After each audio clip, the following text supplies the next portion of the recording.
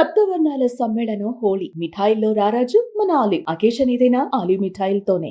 So ఇక్కడ మన president Pawan Kalyan గారికి ఆయన గురించి చెప్పడానికి ఒక ఇంపార్టెంట్ విషయం చెప్పాలి.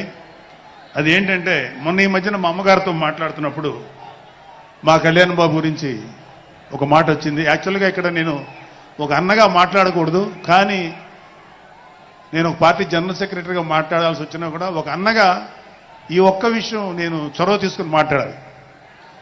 సో మా అమ్మని అడిగాను, అంటే ఆవిడ నాతో చాలా ఫ్రెండ్లీగా ఉంటుంది. ఆవిడని అడిగా, ఏదో మాటల్లో వచ్చింది,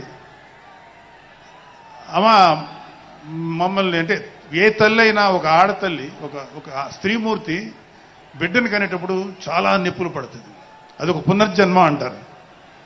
అలాంటిది నేను మా అమ్మని అడిగా, నేను పుట్టినప్పుడు ఏమన్నా పెయిన్స్ అనుభవించావమ్మా అని. మా అమ్మ అంది, నువ్వు పుట్టినప్పుడు నేను అనుభవించినది పెయిన్స్ భూమి మీద ఆడది అనుభవించలేదు, అంత కష్టం పెట్టేవాడు. అది మా అమ్మ చెప్పింది నా గురించి. సరే కళ్యాణ్ బాబు ఎలాగా అన్న. గొప్ప విషయం అంటే నేను షాక్ అయ్యా. వాడు పుట్టినప్పుడు నాకు పెయిన్ అనేది కొంచెం కూడా తెలియలేదురా, అలాగా నాకు పెయిన్ లేకుండా పెయిన్ ఇవ్వకుండా పుట్టాడు.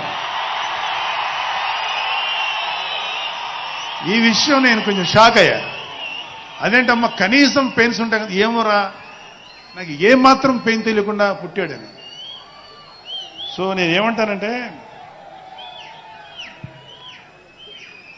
పుట్టేటప్పుడు కన్న తల్లికి కూడా ఏమాత్రం నొప్పి బాధ ఇవ్వకుండా పుట్టిన పవన్ కళ్యాణ్ లాంటోడు, అలాంటి నాయకుడు ఈ కూటమి భాగస్వామ్యంలో ఉప ముఖ్యమంత్రిగా ఉన్న నాయకుడు ప్రజలకి ఎందుకు బాధలు రానిస్తాడు? వాళ్ళకి ఏ బాధలు కష్టాలు రాకుండా గుండెల్లో పెట్టుకొని చూసుకుంటాడు. అది మనం కళ్ళారా ఈరోజు చూస్తున్నాం. ఇప్పుడు మనం చూస్తున్నది ఆవగింజలో అరవంతు మాత్రమే.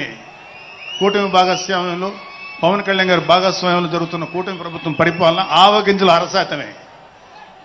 ఇంకా చాలా ఉంది. ఇప్పుడు చూస్తుంది just tip of the iceberg.